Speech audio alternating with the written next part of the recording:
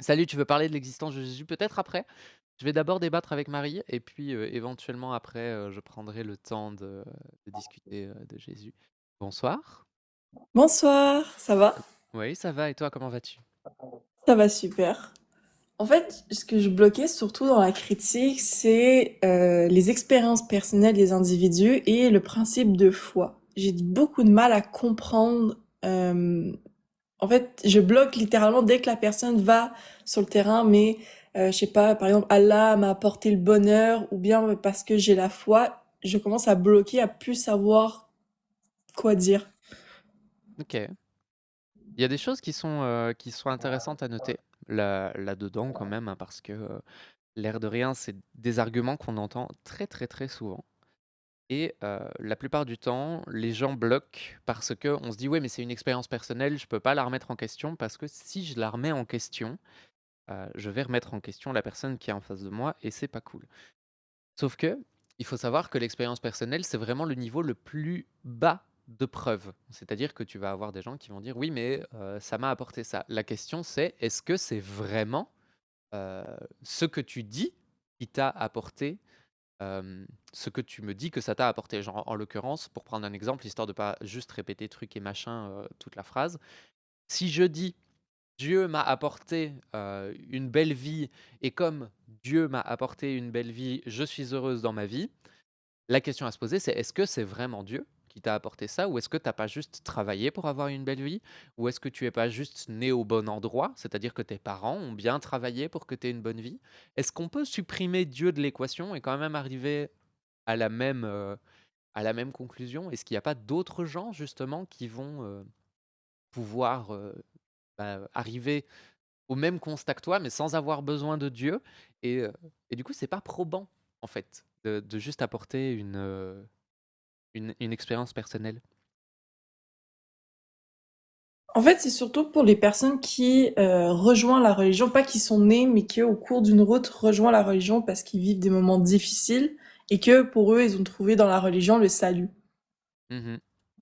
Après ça dépend beaucoup, ça va beaucoup dépendre des exemples parce que Mhm. fatalement, heu, tu vas pas traiter de la même manière une personne qui, s'est convertie après avoir fait, j'en sais rien moi, par exemple 2 ans en prison, et une personne qui s'est convertie parce elle était pas bien dans sa vie et elle avait besoin d'un truc pour sur lequel se raccrocher, tu vois?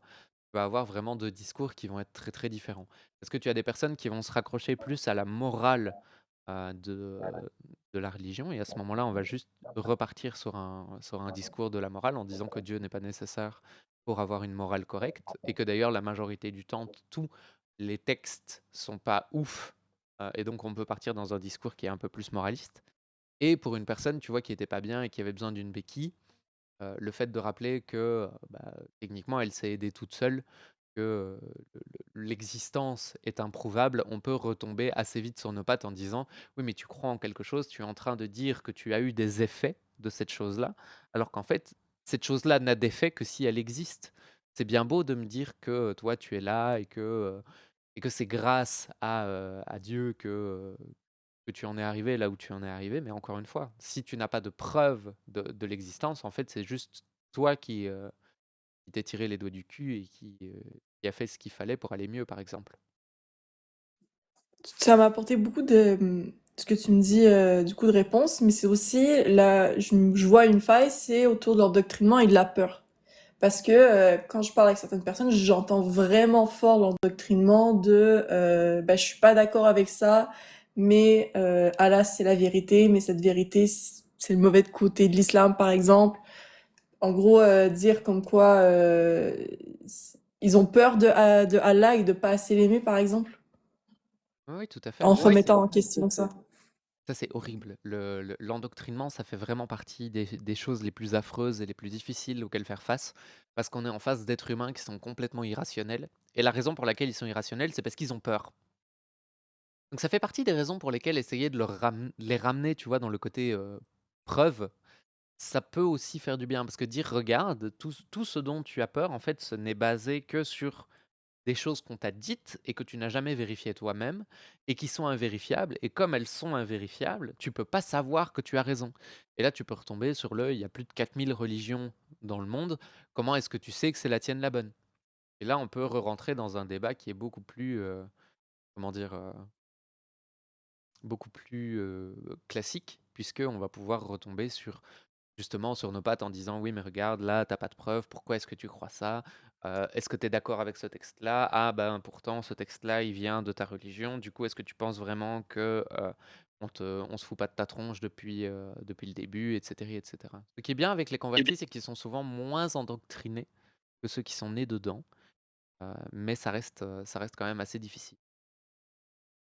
En fait, j'ai aussi l'impression que ça vient tout le temps dans des arguments circulaires parce qu'il dit, ouais, mais comment tu sais que c'est cette religion? Parce qu'il m'a apporté ça, ça, ça, mais comment tu sais que si toi, ça t'aura apporté?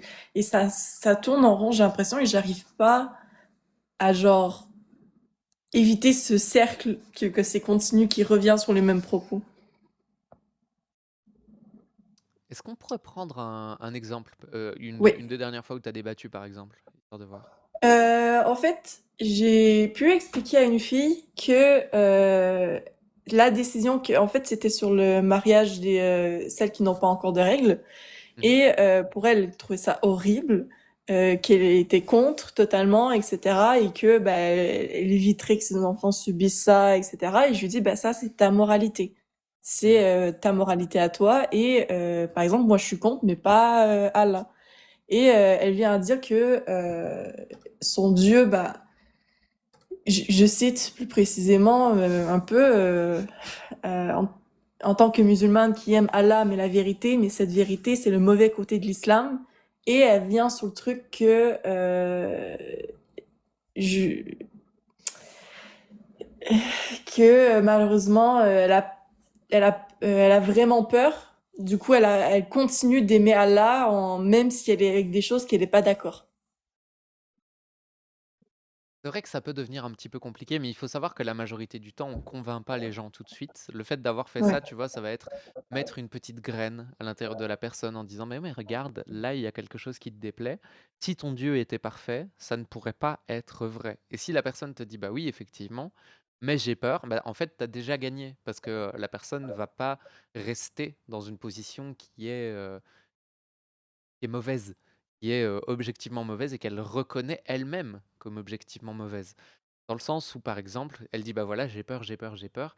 Tu peux la mettre tout à fait en face de sa contradiction en disant: «OK, tu as peur, mais est-ce que ton Dieu, il est profondément bon?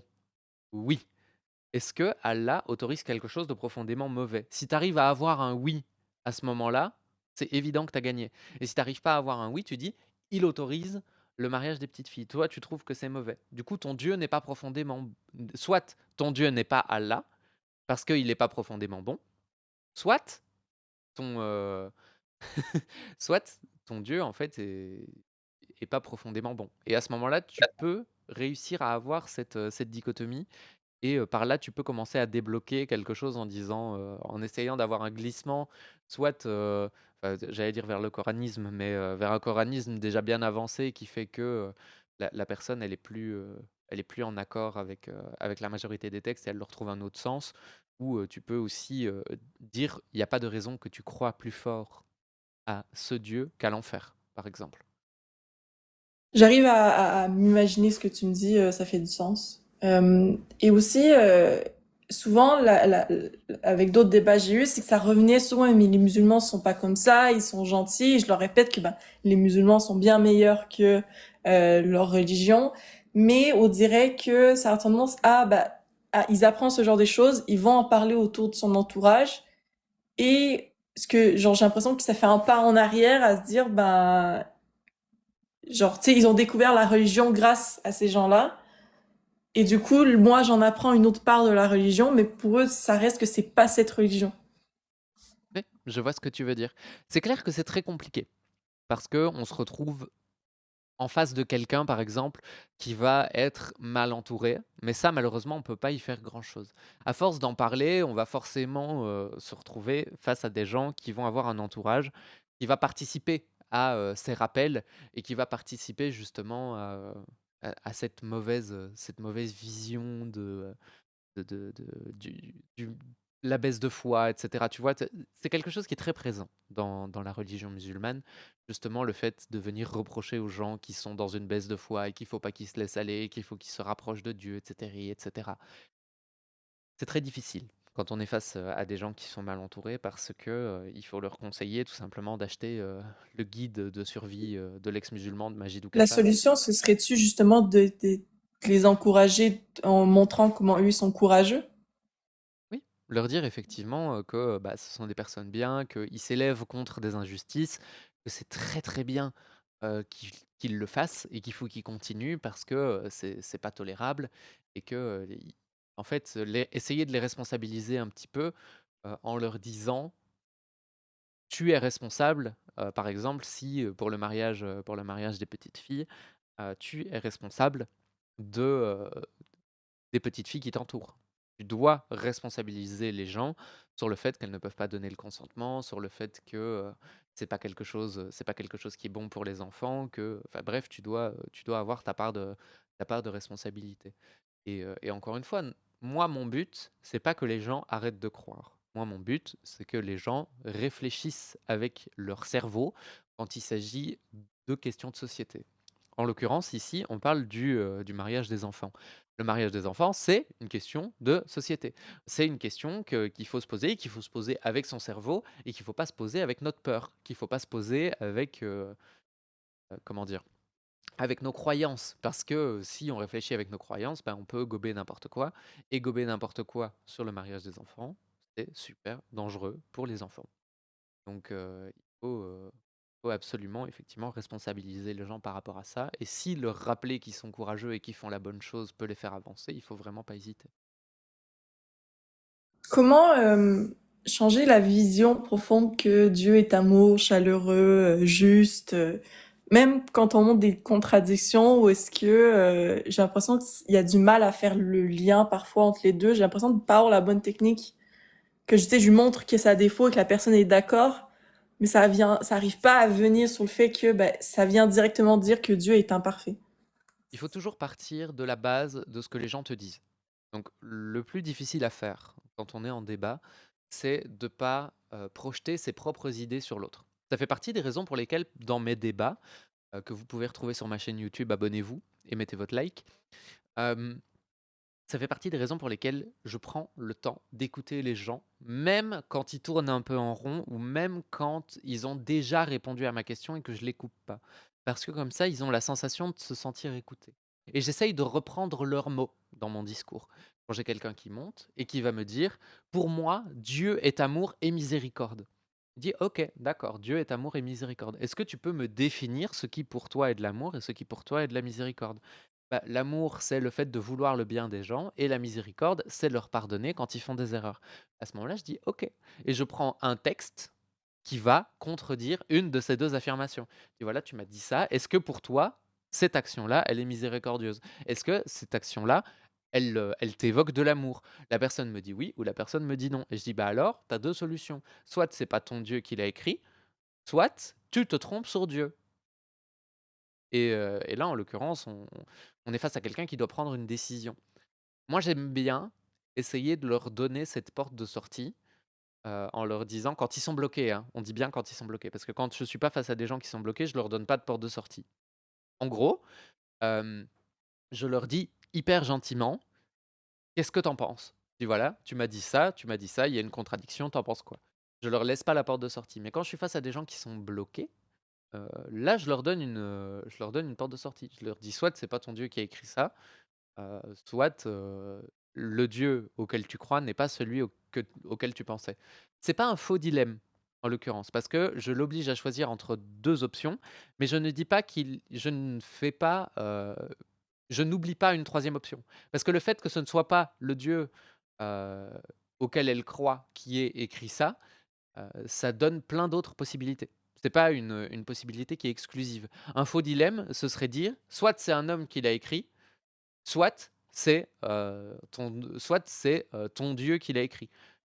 Mais ça c'est pas forcément représentatif de la réalité, parce qu'on pourrait partir du principe que ça aurait pu être, des tas d'autres gens, enfin des tas d'autres entités qui auraient pu l'écrire, et en l'occurrence, soit c'est une entité humaine qui écrit un bouquin, soit c'est une entité, supra-humaine qui a transmis son message au travers d'un homme. Ce serait une sorte de faux dilemme. Vous voyez ce que je veux dire? Parce que j'ai pas la sensation d'être clair dans ce que je raconte.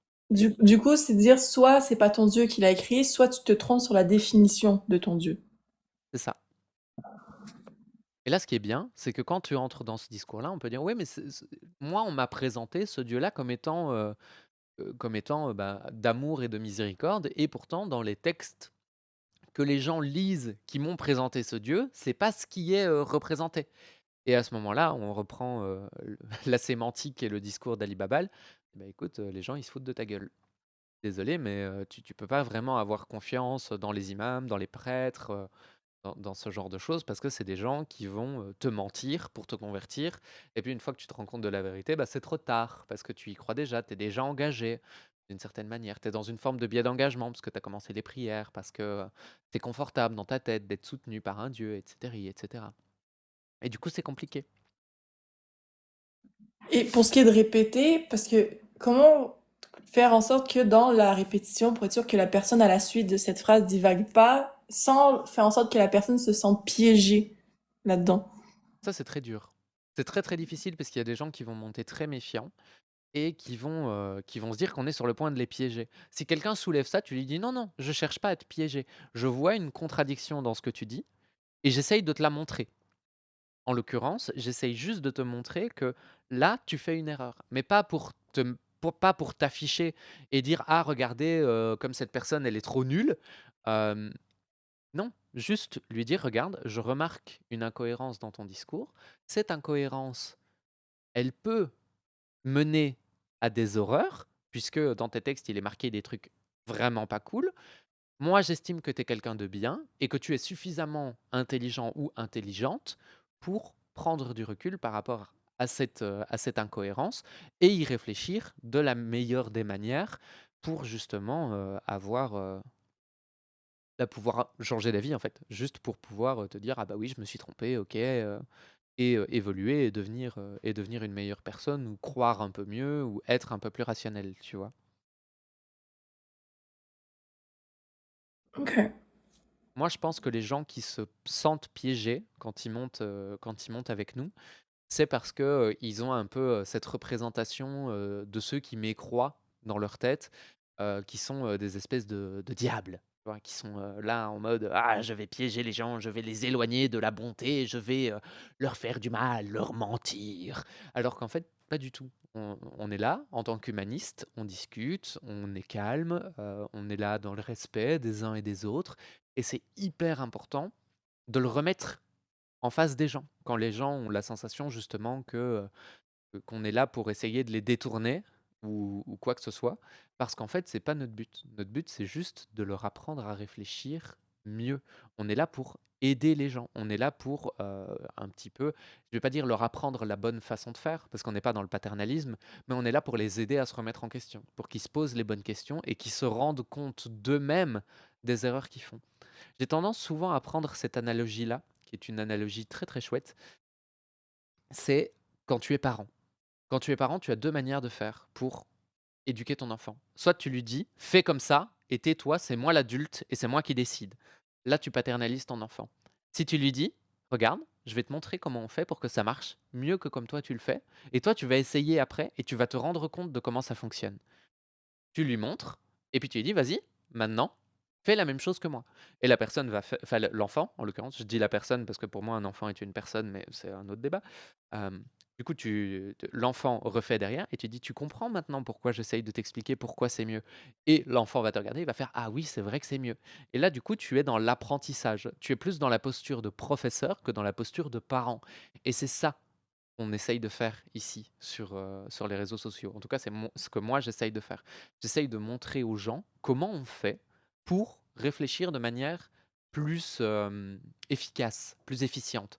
Mais j'ai pas la science infuse. Je me trompe souvent, mes raisonnements ont des limites souvent, et ça m'arrive assez régulièrement en débat de me sentir coincé parce que je suis en face de personnes qui sont par exemple malhonnêtes.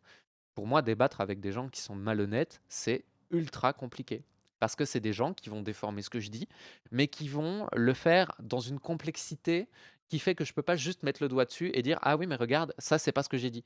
Non, c'est des gens qui vont dire: «Oui, mais t'as pas compris nos textes parce que dans le catholicisme, lorsque tu regardes vraiment et que tu comprends l'intérieur du texte, la soumission, c'est pas vraiment la soumission. En plus, tu te revendiques de l'humanisme, mais tu ne sais même pas ce que Jean-Paul Sartre a écrit et donc forcément, tu es quelqu'un d'ignorant, nanani nanana». Et là, en l'occurrence, quand tu es en face de quelqu'un comme ça, il y a pas de débat possible parce que la personne, en fait, elle se considère comme supérieure à toi et comme la personne se considère comme supérieure à toi, tu as pas la sensation de pouvoir discuter. Donc, nous, de notre côté, ce qu'il faut faire, c'est perpétuellement se mettre à la hauteur et au niveau de la personne avec qui on discute. C'est pas super compliqué à faire de juste se poser et de dire à la personne Jean-Paul Sartre, le trauma d'hier. Oui, je suis trauma d'hier. Hem, il faut réussir à se poser à la hauteur de la personne et se dire: «OK, j'ai en face de moi un autre être humain et je vais lui apporter quelque chose et cette personne va aussi m'apporter quelque chose en retour» et en tout cas, elle en a la possibilité. Résultat des courses, quand tu te mets à la hauteur des gens, ils se sentent plus piégés parce qu'ils ont l'impression que si tu as tort, tu vas le reconnaître. Après, il faut que ce soit honnête. Si tu as tort, tu dois pouvoir le reconnaître, sans pour autant te sentir, toute nulle et incroyable. Mais du coup, en fait, dans une conversation, est-ce que tu réalises que la personne t'infériorise en termes de individu plutôt que d'argument? Comment tu fais pour genre t'immiscer là-dedans, de pouvoir avoir une place dans tout ça, pour pouvoir dire quelque chose déjà? Alors moi, à ces moments-là, je passe en mode spectacle. C'est-à-dire que je passe de, débat d'être humain à débat, d'actrice face à public. C'est-à-dire qu'en l'occurrence, je vais chercher à ce moment-là à établir le contraste, à établir le fait que moi je suis quelqu'un d'honnête et que la personne en face de moi elle est malhonnête. Donc je vais rentrer un petit peu plus dans la rhétorique, je vais commencer un petit peu plus à chercher à avoir pas une posture où je suis au-dessus de mon adversaire, pas une posture où j'écrase mon adversaire, mais où je mets en lumière le fait que lui est perpétuellement en train d'essayer de m'écraser. Donc je vais relever tous les sophismes qu'il va faire, je vais relever, toutes les fois où il se met au-dessus de moi, je vais, relever toutes les fois où il me manque de respect et à ce moment-là, tu commences à gagner la sympathie du public. Pas de tout le public, parce que les gens qui soutiennent la personne qui est en train de t'écraser, ils sont contents, ils jubilent, c'est normal, parce qu'ils sont, tout contents de voir, leur idole écraser un mécréant ou une mécréante, souvent. Et moi, en l'occurrence, la plupart du temps, ils sont même heureux de voir une personne trans se faire écraser parce que, bah, ça leur fait plaisir, ça les conforte dans leurs idées. Et donc, toi, tu vas juste rester là avec un sourire et dire: «Bah, écoute, moi, j'ai la sensation qu'on peut pas débattre parce que, vous tournez, au ridicule ce que je dis, vous déformez ce que je dis, vous êtes pas la personne avec qui j'ai envie de discuter parce que moi j'essaye d'être honnête avec vous, vous répondez pas à mes questions. Moi quand je réponds à vos questions, vous me laissez quand même dans le vide et à force de répéter ce genre de choses, tu finis par établir assez vite un contraste. Le plus difficile, c'est de savoir quand s'arrêter parce que la majorité du temps, c'est une épreuve qui est très compliquée, émotionnellement parlant, parce que, bah, se faire agresser pendant 45 minutes d'affilée, c'est jamais agréable. Donc il faut savoir quand on commence à tourner en rond. À partir du moment où tu vois que la personne ne t'écoute pas, ou que tu as la sensation que le public a compris, ou ça commence à devenir de l'acharnement, bah là tu dis: «Écoutez, j'ai passé un super moment avec vous, c'était un plaisir de débattre même si je ne me suis pas senti écouté, passez une excellente soirée» et tu te barres. C'est génial ce que tu m'apportes. Et je voulais savoir, si par exemple tu te retrouves piégé dans un homme de paille, ou est-ce que l'individu a réussi à faire croire au public que tu as dit telle ou telle chose, euh, par un changement de sujet ou quoi que ce soit, et qui te fait croire, je sais pas, comme quoi t'es une personne les plus horribles. Que t'as dit si, ça, et que t'as beau essayer de dire, ben j'ai pas dit ça du coup, vu que c'est l'homme de paille, mais que la personne reste plus fort et plus appuyée sur ses moyens, c'est souvent quand tu te retrouves déjà piégé dans un homme de paille. C'est quoi l'échappatoire? Ah, l'échappatoire de l'homme de paille, elle est très, très compliquée.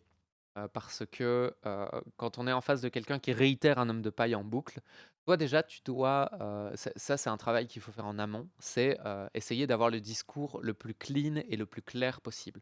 C'est-à-dire que, c'est hyper important typiquement de débattre entre nous, entre personnes qui sont, d'accord et qui sont bienveillantes, mais qui vont pouvoir t'apporter une critique. C'est-à-dire que typiquement, on va pouvoir discuter politique, par exemple. Là, j'aimerais bien, réussir à choper Jack, Jack le fou, pour faire une analyse complète de mes positions politiques et m'en prendre plein la tronche. Pourquoi est-ce que j'ai envie de faire ça? Pour pouvoir avoir cette possibilité d'avoir une critique constructive de mon discours. Vraiment donner mon avis sur des tas de trucs, même si mon avis n'est pas construit, et le construire et avoir un retour sur la construction de mon avis. Savoir si c'est rationnel, savoir à quel moment est-ce que c'est faible, savoir à quel moment est-ce que c'est fort, savoir à quel moment est-ce que c'est creux, réfléchir à ce que moi j'avance, pourquoi je l'avance, et faire en fait une forme d'introspection. Si tu fais pas d'introspection sur ton discours et sur la manière dont tu réfléchis, et ben en fait, tu vas te retrouver très vite bloqué par les hommes de paille. Parce que tu vas avoir un discours qui peut être fluctuant, par exemple. Parce que tu peux éventuellement changer d'avis, la personne en face de toi peut te convaincre de certaines choses de manière euh, tout à fait logique. Tu vois, tu peux tout à fait te retrouver en face de quelqu'un qui va t'apporter des arguments que tu n'as jamais entendus et des arguments qui vont te faire réfléchir. Donc tu vas changer d'opinion au fur et à mesure du débat. Et ça, si tu n'en as pas conscience, ça peut être très compliqué. Parce que quand quelqu'un te fige dans un homme de paille, la plupart du temps, il va jouer sur ces incertitudes dans ton discours. Si tu dis par exemple, bah voilà, je suis humaniste, il va te caser dans une case en disant oui, mais tous les humanistes défendent ça, donc tu défends ça. Ça, c'est un homme de paille qui est très dangereux parce que c'est une généralisation abusive. Tu as donné une de tes étiquettes et toi, tu ne savais pas que dans la tête de la personne en face de toi, cette étiquette contenait aussi ça. Et du coup, tu dois savoir comment te positionner par rapport à ça. Et en l'occurrence, tu as 2 manières de le faire. Donc déjà, le travail en amont, super important. Ensuite, une fois que tu es en face du fait, là, tu as plus le choix. Tu dois répéter ce que tu as dit en essayant de le faire le plus mot pour mot possible. C'est pour ça que c'est hyper important de te préparer en amont, pour que tu saches quel mot utiliser à quel moment. À partir du moment où tu répètes toujours approximativement, parce que c'est pas obligé d'être vraiment mot à mot, mais que les idées sont toujours les mêmes et qu'elles sont toujours exprimées clairement, sans ambiguïté, bah là, en l'occurrence, on peut plus faire d'homme de paille. Pardon, on peut plus faire d'homme de paille. J'arrive plus à articuler. Parce que si tu arrives en disant, bah voilà, moi je suis contre l'avortement parce que j'estime que c'est à la personne qui porte l'enfant de décider si oui ou non elle veut le garder, quelle que soit la manière dont je le dis, tant que l'idée de base est la même, on ne peut pas faire d'homme de paille. On ne peut pas, par exemple, commencer à me dire: «Oui, mais tu veux pragmatiser des enfants». Je dis: «Non, c'est pas ce que j'ai dit». À partir du moment où l'enfant, il est dehors, la personne n'est qui est concernée, la personne qui porte l'enfant n'est plus dans le stade de grossesse. Donc il y a plus de, cette question-là, elle est hors sujet. Et tu fais un homme de paille et tu décris l'homme de paille et tu refais, toi, un homme de fer. Tu dis: «Bah, voilà, non, moi j'ai dit ça, ça, ça et ça». Et si la personne a pas compris et continue à faire des hommes de paille en boucle, à ce moment-là, tu peux dire: «Écoute, tu es malhonnête. Si tu continues à dire des choses que je n'ai pas dit, je vais commencer à te considérer comme quelqu'un de malhonnête». Parce qu'il y a 2 explications au fait que tu fasses des hommes de paille en boucle. Soit tu es stupide et tu comprends rien à ce que je dis et à ce moment-là, je veux bien prendre le temps de te l'expliquer. Soit tu es malhonnête et tu veux me faire passer pour quelqu'un que je ne suis pas.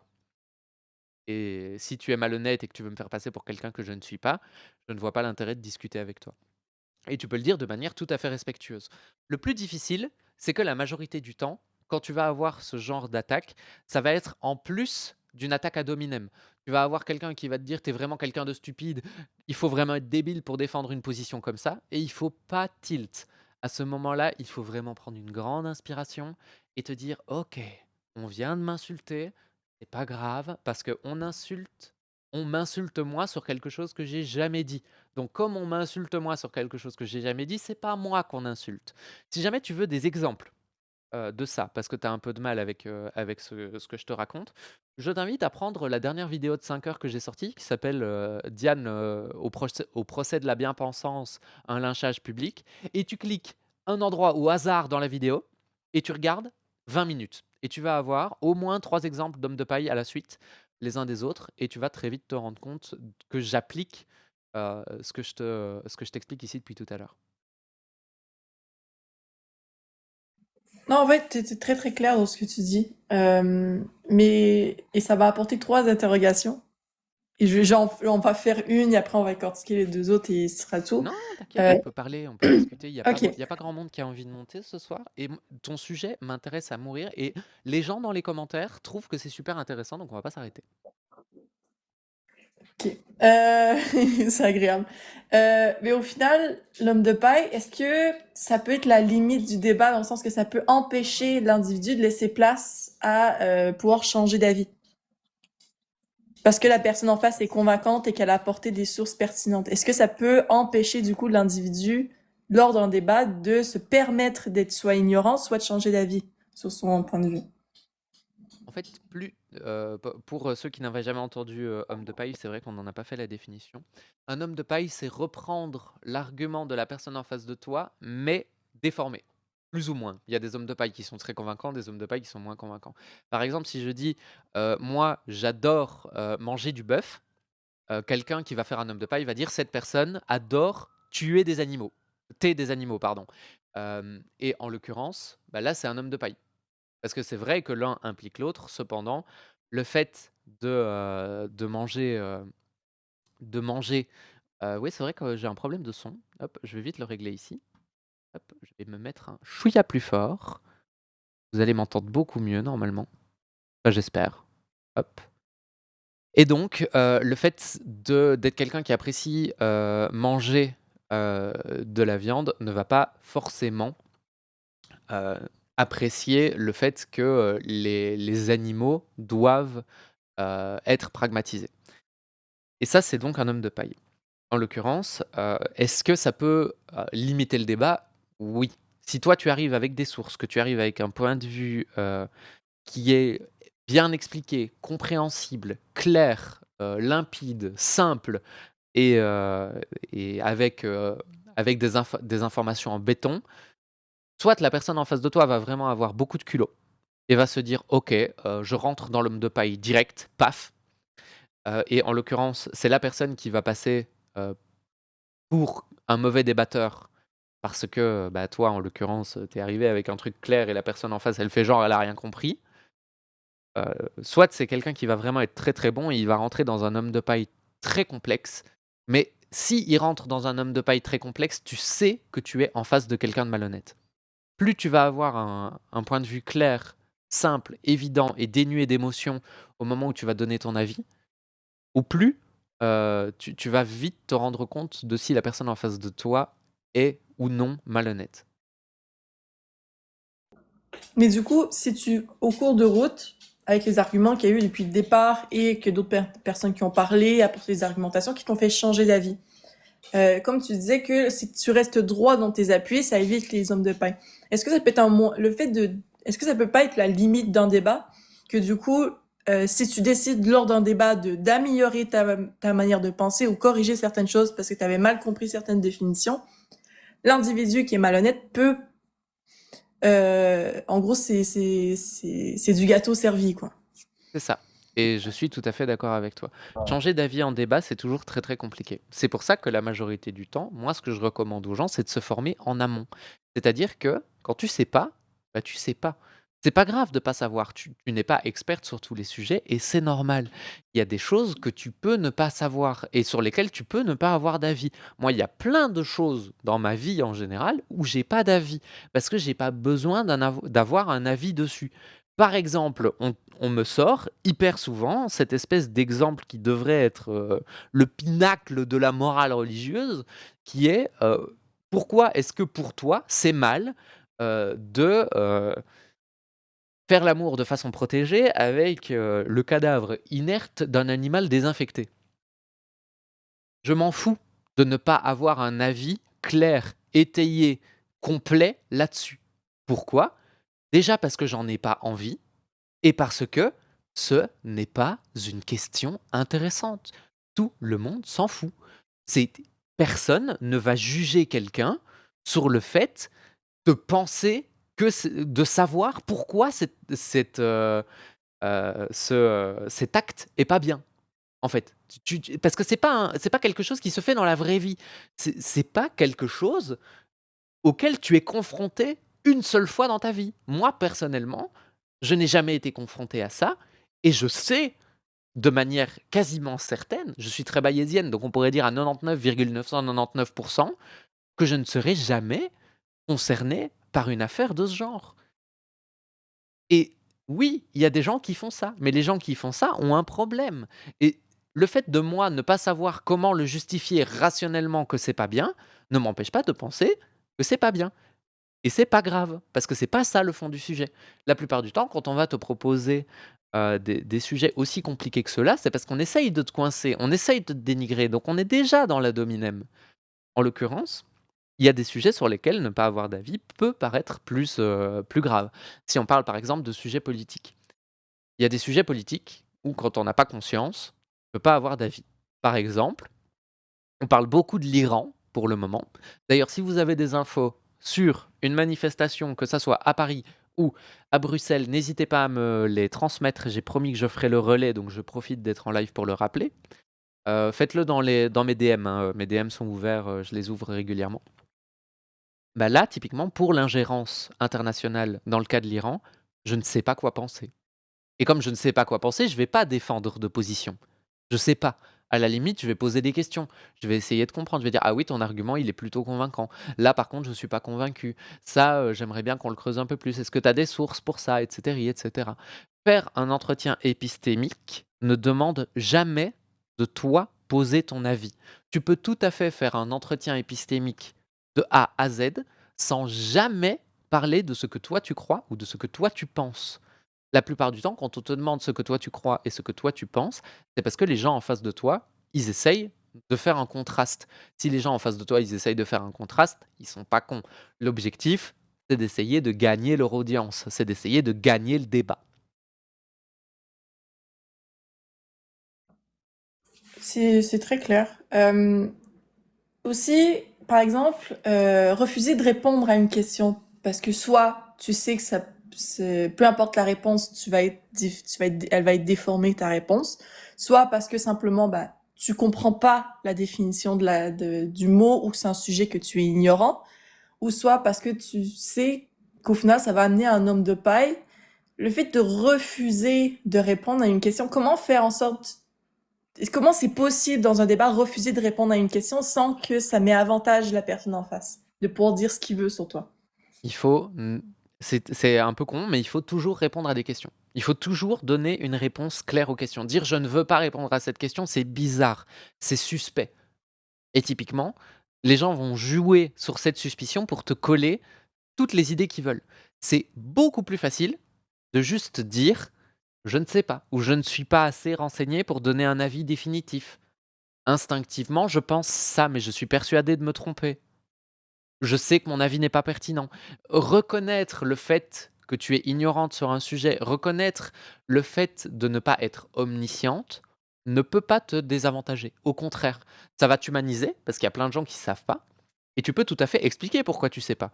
Il y a pas de problème à ne pas savoir. Il faut essayer un maximum, au-delà de montrer aux gens qu'ils ne savent pas, parce que la majorité du temps, quand on fait des débats religieux et que, on explique aux gens que les musulmans sont meilleurs que l'islam, que les chrétiens sont meilleurs que le catholicisme et que, les juifs sont meilleurs que le judaïsme, la majorité du temps, quand on dit ça, c'est parce que on reproche aux gens de ne pas suffisamment connaître leur texte. Mais si les gens reconnaissaient le fait de ne rien connaître à leur texte, on serait déjà un stade plus loin parce qu'on pourrait leur dire: «OK, tu connais rien, mais comme tu connais rien, on va t'apprendre, on va aller voir ensemble». Et ben là, c'est pareil. Typiquement, ça va te donner, toi, l'occasion de renverser le débat et c'est pour ça qu'il faut admettre son ignorance. Parce qu'à ce moment-là, tu mets l'autre en position de professeur. Tu dis: «Bah, voilà, je sais pas. Si tu veux que je te donne mon avis, va falloir que tu répondes à mes questions. Parce que là, j'ai pas suffisamment d'infos pour te donner un avis». Et là, tu commences du coup à re-rentrer dans l'entretien épistémique. Tu dis: «Bon, bah, voilà, tu penses ça. Pourquoi tu penses ça? Ah, tu penses ça à cause de ça, mais est-ce que c'est pas en contradiction avec ce que tu m'as dit il y a 5 minutes?» Et là, en fait, tu reprends le contrôle du débat. Il faut pas oublier un truc. Ça, s'il y a un seul conseil lors de vos débats que vous devez retenir, c'est la personne qui pose les questions mène le débat. Donc plus de temps vous passez à poser des questions, au plus vous allez orienter le débat là où vous le voulez. Là où si vous passez votre temps à répondre à des questions et à vous justifier, bah, c'est plutôt problématique. C'est pour ça qu'il faut toujours répondre aux questions le plus vite et le plus clairement possible. Comme ça, toi, tu peux, en admettant ton ignorance sur un sujet, réorienter le débat vers ce que toi tu veux, c'est-à-dire que l'autre explique sa position, soit parce que toi tu es ignorante et tu veux la comprendre sincèrement, soit parce que tu sais d'une manière ou d'une autre qu'il y a une incohérence dans sa position et donc tu veux lui montrer. Mais dans les 2 cas, ça reste une démarche honnête. C'est très pertinent ce que tu dis.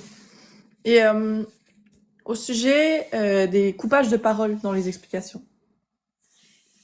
Tu t'avais dit comme quoi il faut te répondre le plus vite et le plus clair possible, mais parfois il y a certains sujets que, par exemple, si on parlerait de moralité, expliquer ta propre moralité, comme je t'avais vu dans le passé, c'est hyper complexe et long à expliquer.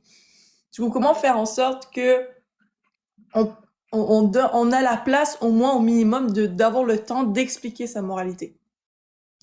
Là, il y a 2 manières de le faire. Soit tu demandes l'accord de la personne carrément, tu lui dis: «Voilà, là on rentre dans un sujet qui est très complexe, je vais avoir besoin de temps.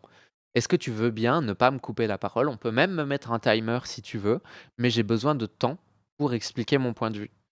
Et là, soit la personne te dit oui, et là tu es dans une démarche honnête, parce que la personne veut bien te donner le temps d'expliquer, c'est pas un souci. Soit tu es dans une démarche malhonnête et la personne va te dire: «Non, je veux une réponse simple et je veux que tu réduises ton propos». C'est quelque chose qu'on confond très souvent avec les gens, qui débattent et ça fait partie des choses que j'aurais tendance à leur reprocher un petit peu. Par exemple, que ça soit, Jack, Amir, Cassius, Tony, ils demandent souvent: «Je veux une réponse oui ou non» et ils le demandent parfois sur des questions qui sont trop complexes que pour juste se limiter à un oui ou un non.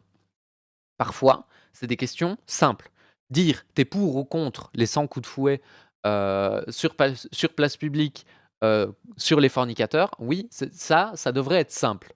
On peut dire: «Oui, je suis contre» ou «Non, j'estime qu'il y a certaines conditions où c'est acceptable».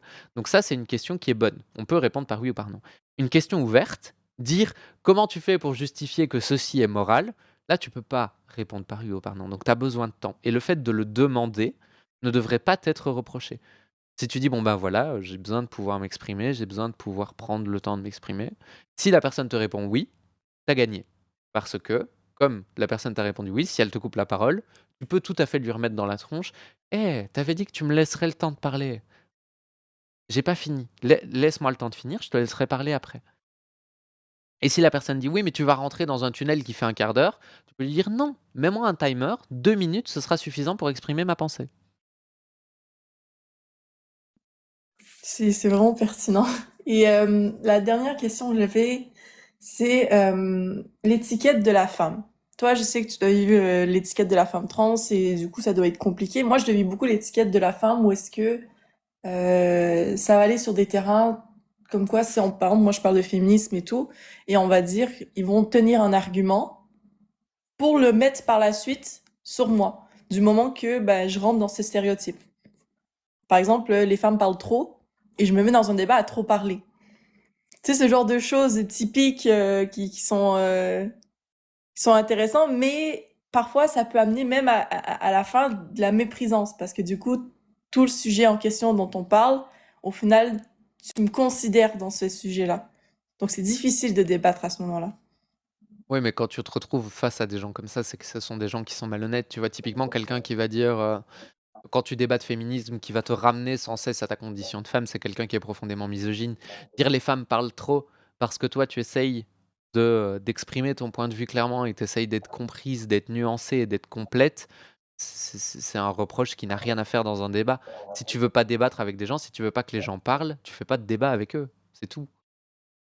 Mais si le but, c'est aussi d'apporter une nuance dans ce que tu dis, parce que, genre, tu sais, je veux pas laisser, par exemple, un homme débattre avec quelqu'un de misogyne, parce que, justement, il faut que ce soit un homme qui débat avec lui. J'aimerais pouvoir aussi, en tant que femme, pouvoir débattre avec des hommes misogynes sans qu'on me revienne à cette condition.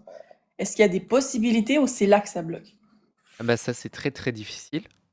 C'est vraiment très dur parce que quand tu es face à quelqu'un qui est profondément misogyne, là, en l'occurrence, tu vas vite être coincé parce que tu vas sans cesse être ramené à ton statut de femme puisque, bah, c'est la manière dont la personne voit le monde et c'est ce sur quoi tu vas discuter. Donc la personne va forcément sans cesse te ramener à ton statut de femme. Mais ce que tu peux lui dire, par exemple, c'est, prendre le truc dans l'autre sens. Dire: «Pourquoi est-ce que tu penses que, heu, les, heu, les les femmes parlent trop?» Et là, tu vas essayer, encore une fois, de retourner dans le fait de poser des questions. Si ton objectif, c'est d'essayer de montrer que la personne a un avis, complètement biaisé sur quelque chose, le meilleur moyen de le montrer au grand jour et que tout le monde en ait bien conscience, c'est qu'il explique de long en large et en travers son point de vue et qu'on se rende compte que tout sonne creux. Donc si tu lui dis: «Pourquoi est-ce que les femmes parlent trop?» et que le seul truc qu'il a à te dire c'est: «Bah, parce que c'est comme ça», bah, le mec il est mort, en fait, parce qu'il a pas d'argument, il a rien. Parce que si le fait que les femmes parlent trop lui pose problème et que le seul argument qu'il a c'est: «Bah, c'est le cas et c'est un problème», ça n'a aucun sens. On n'est plus dans le débat. On peut pas débattre avec quelqu'un qui a des positions aussi creuses et tu peux lui dire: «Moi, j'ai rien à te dire. Si toi, tu considères que c'est trop, ben, OK, c'est trop, mais c'est ton avis personnel et ça vaut rien».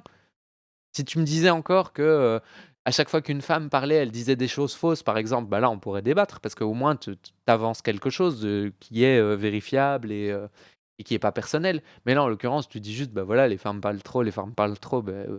Si on a des choses à dire, est-ce que tu nous autorises à le dire? Oui, non. Si c'est quelque chose de complexe et qui demande de la nuance, est-ce que tu nous laisses le temps nécessaire pour en parler? Oui, non. Bah, c'est encore une fois, remets-toi, dans l'idée du: «Je vais lui poser un maximum de questions». Comme ça, c'est pas moi qui vais parler et comme ça, c'est lui qui va causer un maximum et essaye de l'amener par tes questions, à ce que tu trouves problématique dans son discours, sans être dans l'exposé, mais plutôt être dans l'apprentissage. En fait, si je le vois souvent dans des débats, parfois on parle des conditions des femmes, des hommes, etc. Et au départ, c'est une super belle conversation, c'est fluide, on discute, on débat sur certains sujets. Mais quand vient le moment que l'individu perd entre guillemets de pouvoir, je vois des petits pics de misogynie que j'avais jamais vus au départ, de malhonnêteté et des petits pics qui sont pas assez fréquents pour que je puisse le considérer en lui mettant une étiquette sur la gueule comme quoi il est misogyne dans ce qu'il est en train de faire par rapport à la conversation. Et parce que dès que vient le moment que son argumentaire est moins bon, bah, il va aller plus dans l'attaque du coup de son côté misogyne. Et du coup, des fois, je suis entre est-ce que je le mets en valeur, ces pics, ou est-ce qu'on continue dans le débat? Si oui, à quel niveau, à quel moment je me stoppe?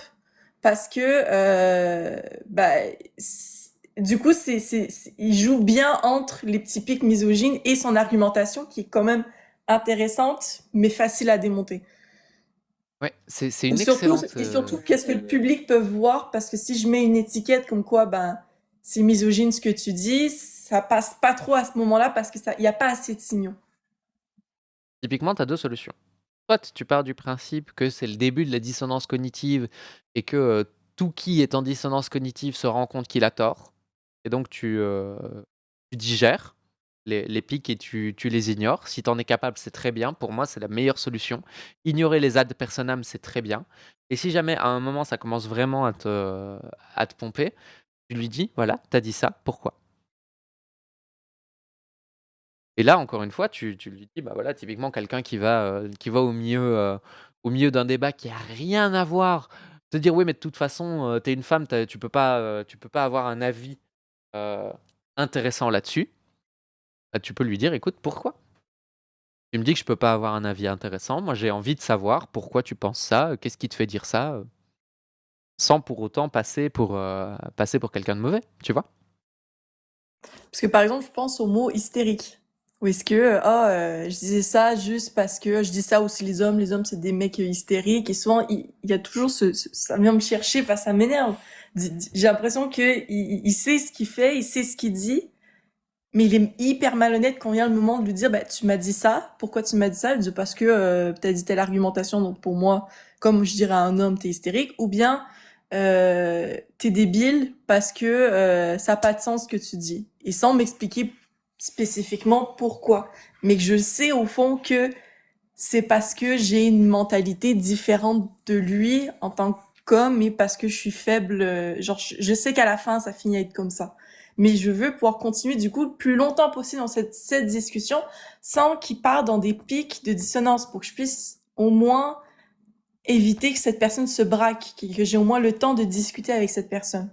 Ça, c'est super difficile parce que il faut vraiment s'adapter aux gens et ça demande énormément d'intelligence sociale parce que tu vas avoir des gens où c'est évident. Il y a des gens, quand ils tombent dans la dissonance, ça se voit. Le dernier débat que j'ai fait avec Amir, c'était mercredi. Euh, on en a parlé. C'était un débat qui était super intéressant. Le gars s'appelait Abou, je crois. C'est dans le dernier débat en live qu'on avait fait avec Amir. Hem et je voulais faire une expérience de pensée et je pensais que mon expérience de pensée allait fonctionner et en fait, les autres ont tellement discuté avec lui et l'ont tellement mis en dissonance que mon expérience de pensée pouvait plus marcher et je l'ai vu et je l'ai ressenti. J'ai quand même essayé, je me dis: «On sait jamais, c'est l'occasion de faire le test», mais je savais que ça passerait pas et en l'occurrence, il y a des moments où tu vas avoir des gens qui vont se braquer et ce sera trop tard et tu pourras rien y faire. Les gens seront braqués et c'est pas grave, ça fait partie du métier, ça fait partie du truc. C'est normal de parfois se retrouver coincé, à se dire: «Bah, voilà, la personne est en dissonance et là, il y a plus rien qui rentrera» et c'est triste, mais c'est comme ça et pour, ce qui est du côté, hystérique, si tu es en face de quelqu'un qui est raisonnable, tu peux lui expliquer pourquoi le terme hystérique est un terme profondément sexiste. Parce que dire à quelqu'un qu'il ou elle est hystérique, même si tu ne le dis pas, heu, uniquement à des femmes, ça fait référence à l'utérus et ça fait référence au fait que les personnes munies d'un utérus se comportent d'une certaine manière et donc c'est profondément sexiste. Et du coup, est-ce que tu as des recommandations de livres ou de vidéos sur la dissonance? Comment respecter la dissonance de l'autre pour éviter que, bah, en gros, l'humilier la personne parce qu'il est en plein état de vulnérabilité sur ce sujet? Et comment faire pour éviter que cette personne se retrouve humiliée en restant respectueuse de sa dissonance? Et comment faire pour le réaliser avant même que cette personne, bah, pète un câble, insulte tout le monde, etc. Parce que on n'a pas vu les signaux en avance en raison du délire. Je vois ce que tu veux dire. C'est très compliqué et en fait, c'est un peu comme tout, dans le débat, il faut rester très aware, ça y est, je suis, Jean-Claude Van Damme. Merci beaucoup, au revoir, bonne soirée. Il faut rester vraiment très ouverte à l'autre et essayer au maximum, non seulement de te mettre à sa place, mais en plus de ça, de remarquer les moments où, la température monte. Je sais pas comment te l'expliquer sincèrement. En plus, j'ai aucune, référence académique, par rapport à ça. Moi, je le fais vraiment, beaucoup au feeling parce que j'ai la chance, de bien comprendre mon entourage, d'être très observatrice et d'avoir un très bon instinct. L'instinct, c'est juste, l'analyse inconsciente, des signaux qu'envoient les autres, hein. C'est rien de mystique. Et donc comme j'ai cette chance-là, j'ai pas dû le travailler. Donc c'est très compliqué pour moi de te donner plus que des conseils. Mais en l'occurrence, oui, rester, par exemple, un des trucs qui marche le mieux, c'est le débit de parole. Quand tu as quelqu'un qui va parler, doucement, au début d'un live, typiquement, tu peux voir la baseline des gens. Tu leur poses quelques questions. C'est pour ça, par exemple, c'est que je pose toujours la question de savoir comment les gens vont et savoir ce qu'ils me répondent et la manière dont ils me répondent, ça me permet déjà de savoir un petit peu dans quel état émotionnel ils sont. La réponse qu'ils me donnent n'a pas vraiment d'importance parce que personne ne dit, «Je vais pas bien» à une streameuse sur TikTok. Donc tout le monde me répond: «Je vais bien», mais c'est pas là l'intérêt. L'intérêt, c'est justement d'arriver et de voir si la personne, parle, à un certain rythme, quel genre de mots il va utiliser, comment est-ce que, comment est-ce que la question va être reçue, quelle va être la vitesse de réponse, et cetera. Et quand tu vois que le rythme s'emballe, même un tout petit peu, c'est que la personne commence à rentrer dans un sujet où elle est mal à l'aise, où elle est pas à l'aise.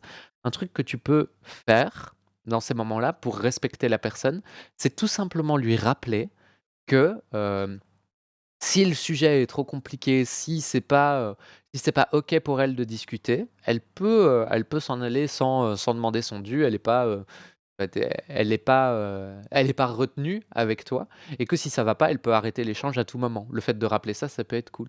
Typiquement, ne jamais dire à quelqu'un qui est en pleine dissonance cognitive que la personne est en dissonance. Faire ça, c'est le meilleur moyen pour faire exploser la marmite.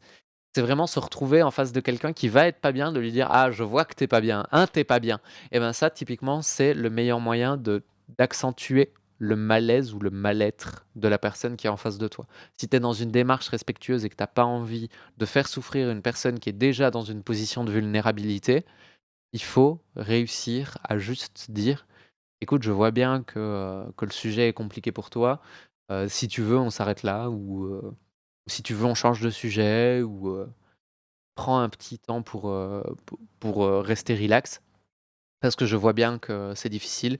Ou bien lui dire tout simplement: «Là, je suis en train de te mettre en face d'une contradiction. C'est difficile d'être en face d'une contradiction, c'est difficile de se rendre compte qu'on a tort, et c'est OK». Mais ça, c'est déjà quelque chose qui est très compliqué, parce que c'est nommer la dissonance sans la nommer. Il y a des gens qui vont être OK avec le fait d'être en état de faiblesse, face au public, et il y a des gens qui vont pas être OK du tout. Donc ça dépend vraiment très, très fort des différents profils.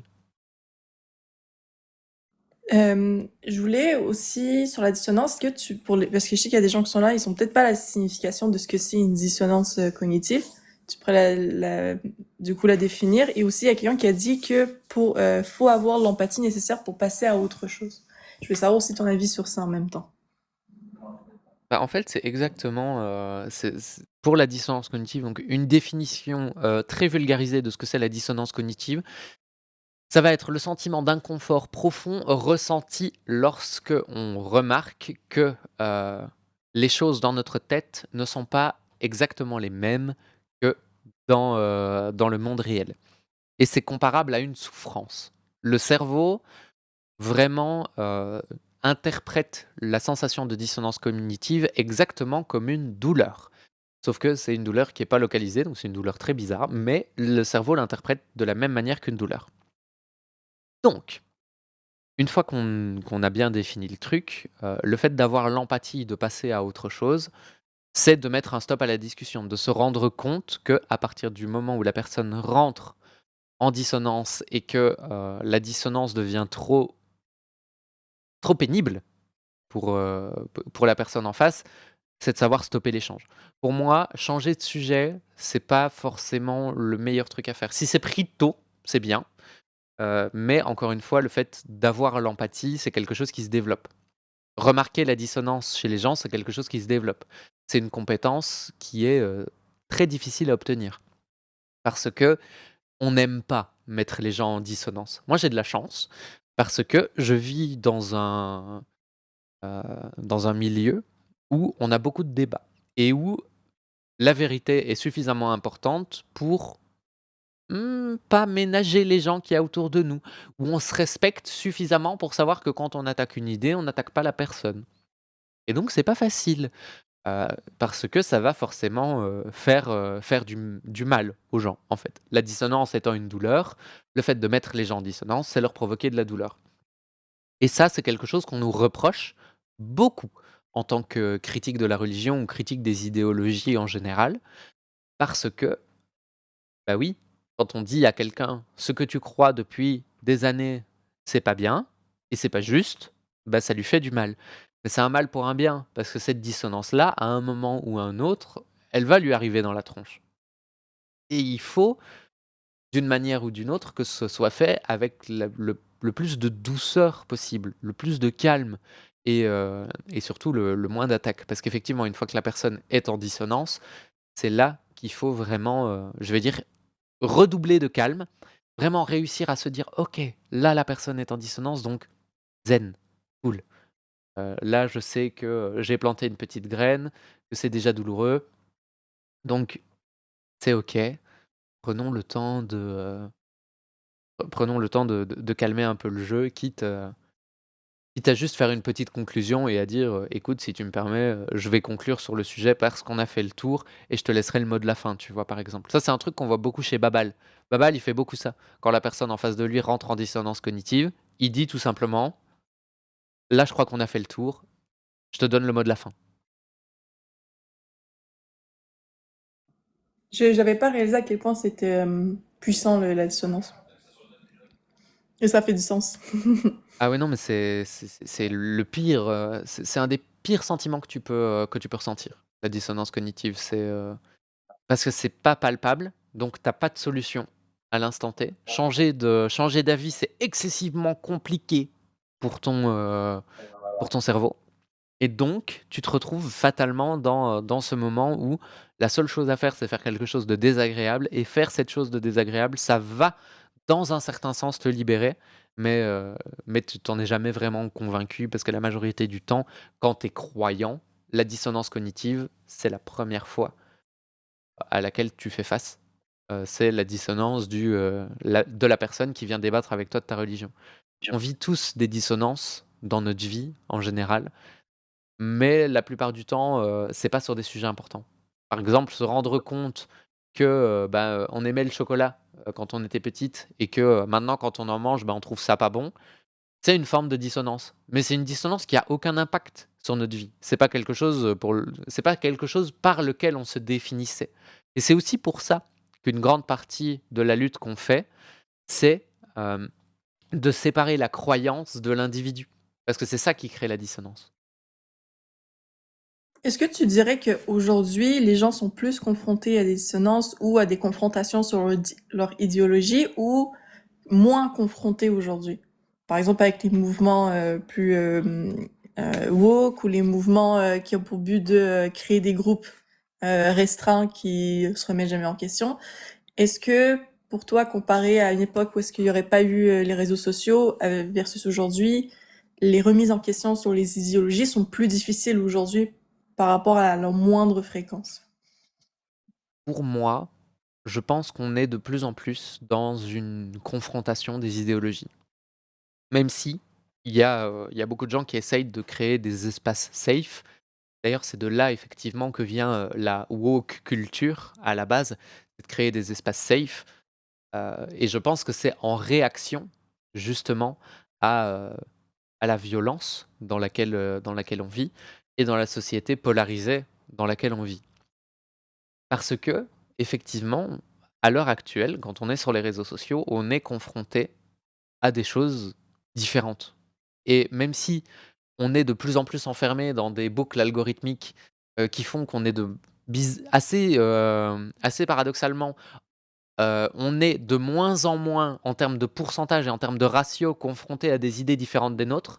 Mais comme on est confronté à de plus en plus d'idées, en termes de quantité, on est vachement plus confronté à la contradiction qu'avant. Alors qu'en termes, de ratio, pas du tout. Si tu regardes le ratio typiquement, si tu scrolles un quart d'heure sur Instagram, tu vas passer beaucoup plus de fois, en termes de nombre, sur des idées avec lesquelles tu es d'accord, mais tu vas les 3 ou 4 ou 5 fois, sur lesquelles tu vas tomber sur des trucs sur lesquels tu es pas d'accord parce que l'algorithme fait un test, en se disant, «Peut-être que ce sujet-là peut l'intéresser au cas où on lui met un truc».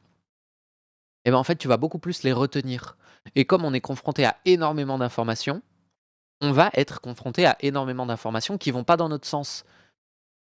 Résultat des courses, on se retrouve, effectivement, confronté plus qu'avant en termes purement numéraires, mais pas en termes de ratio et l'être humain n'est pas rationnel au sens littéral du terme ici. Donc en l'occurrence, les seules choses qu'il va prendre en compte, c'est les choses avec lesquelles il est pas d'accord. Et il y a quelqu'un qui dit dans les commentaires: «La dysphorie de genre est apparentée à une dissonance cognitive permanente». C'est exactement ça. Mais du coup, tu es la mieux placée pour parler de ce sujet, du coup, de souffrance. Oui, mais c'est pas pour rien que, moi je me confronte à la dissonance cognitive, parce que c'est une grande force, en fait, d'avoir pu passer par une épreuve aussi compliquée et aussi difficile et de m'y être confronté chez plusieurs thérapeutes, de m'y être confronté, avec des approches très différentes, parce que, dans mon entourage, tout le monde a plus ou moins essayé de me confronter, sur le fait que je me trompais, parce que tout le monde était persuadé que j'étais dans le faux, dans mon entourage. Et résultat des courses, j'ai eu droit à des gens très bienveillants, mais à des gens qui étaient pas bienveillants pour un sou. C'est pas pour ça qu'ils étaient malveillants, hein, attention. Des gens qui étaient très froids dans la manière dont ils apportaient les choses et donc j'ai pris une sorte de résilience par rapport justement à j'allais dire à la dysphorie, mais par rapport à la dissonance cognitive et je m'y reconfronte encore assez régulièrement. Par exemple, Loremlo avait fait un live ultra intéressant sur, le libre arbitre et j'ai été en dissonance tout le long du live et tout le long du live, j'avais mon cerveau qui essayait de rationaliser et qui était là en mode: «Non, c'est pas vrai, non, c'est pas vrai, non, c'est pas vrai» et c'est difficile, mais moi, je trouve que c'est intéressant parce que c'est à ce moment-là où tu commences à te remettre en question, où tu te poses les bonnes questions et le fait de ressentir une dissonance cognitive, c'est aussi la reconnaissance du fait que tes positions, elles sont pas aussi fermes ou aussi stables que ce que tu croyais. Parce que si on arrive à te mettre en dissonance, ça veut dire que tu ne te basais pas sur, sur des positions, vraiment, d comment dire? Ouais, beh, je vais répéter stable, mais c'est l'idée. Si tu as, une autre question rapide, on va peut-être la prendre, mais là, il y a des gens qui ont envie de Ouais. monter, donc je vais faire monter, d'autres gens, mais En ça a fait, été super intéressant. avec plaisir. En fait, dans ce que je comprends avec ce que tu dis, est-ce que du coup les gens auraient plus peur avec toutes les informations de se prononcer en raison de toute cette divergence? Parce que l'idée d'avoir du mal à se positionner sur des sujets importants comme la liberté d'expression, parce que justement il y a tellement une divergence d'idéologie que c'est difficile, j'aurais tendance avec notre discussion à me dire que ne pas avoir d'avis et juste poser des questions sur des sujets, c'est mieux que développer un avis. Mais du coup, ça peut devenir dangereux pour ma propre protection de mes droits en tant qu'individu, parce que je pourrais pas me prononcer. Attention, reconnaître son ignorance, ça veut pas dire faire un appel à l'ignorance. Dire: «Je ne sais pas», faut pas s'arrêter là. C'est le début.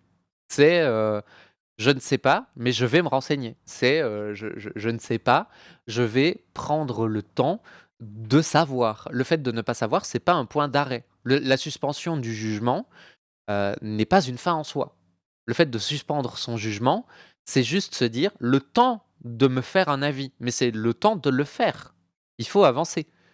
C'est, Mais est-ce qu'il y a c'est une fin à cette recherche? Parce que j'ai l'impression qu'il y a toujours des nouveautés, toujours des pensées différentes, et au final, bah, il n'y a pas de réel avis qui se construit vu qu'il y a toujours plein de choses qui s'ajoutent dedans et alors, il faut savoir que se faire un avis, moi, je pars toujours du principe typiquement, il y a beaucoup je prends toujours cette phrase, en exemple, les gens disent toujours: «Ne t'inquiète pas, ici on ne juge pas».